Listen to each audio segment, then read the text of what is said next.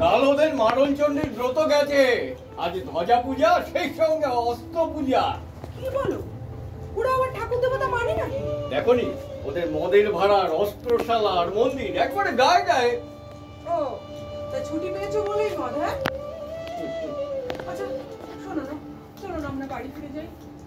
ঘরের রাস্তা বন্ধ, জানো না বুঝি? আমাদের ঘর নিয়ে ওদের কোনো মুনাফা নেই।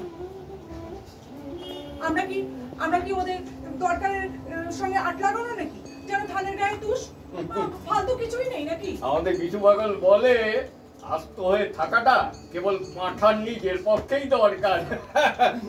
ওই যে বিশু পাগল গান গাইতে গাইতে আসছে। হ্যাঁ, ওকে নন্দিনীতে পেয়েছে গো, নন্দিনীতে পেয়েছে। এখানে গানও টেনেছে। এখানে আসবার অনেক আগে থাকতেই ও নন্দিনীকে জানে। সর্বনাশা পদ্মানদী।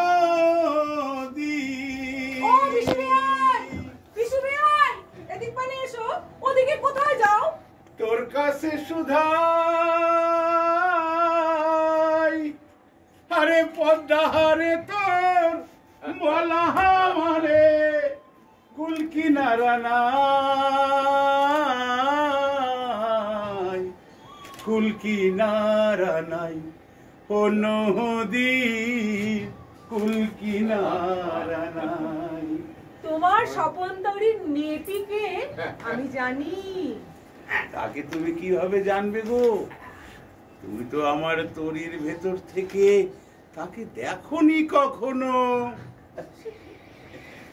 ভাই, তোমার বিআইন বলে আমরা মদ খাই কেন? শোনো বিয়াই, আমাদের এই হাতে আমরা কাজ জোগাড় করি, আরে তোমাদের হাতে তোমরা মদ জোগাড় করো। আরে বাবা, মদ না হলে ফোলাবে কিসে গো? আচ্ছা, তোমাদের এই কাজ আর কতদিন চলবে বলো তো? বাজিতে তো দিনের শেষ লেখ না গো। একদিনের পরে দুদিন, দুদিনের পরে 3 দিন, সুরঙ্গ খুঁড়েই চলেছি। এক হাতের পরে 2 হাত, 2 হাতের পরে 3 হাত, তাল তাল সোনা তুলে আনছি। 1 তালের পরে 2 তাল, 2 তালের পরে 3 তাল। আমরা আগে ছিলাম মানুষ, আর এখন হয়েছি ওই 10-25-এর ছক।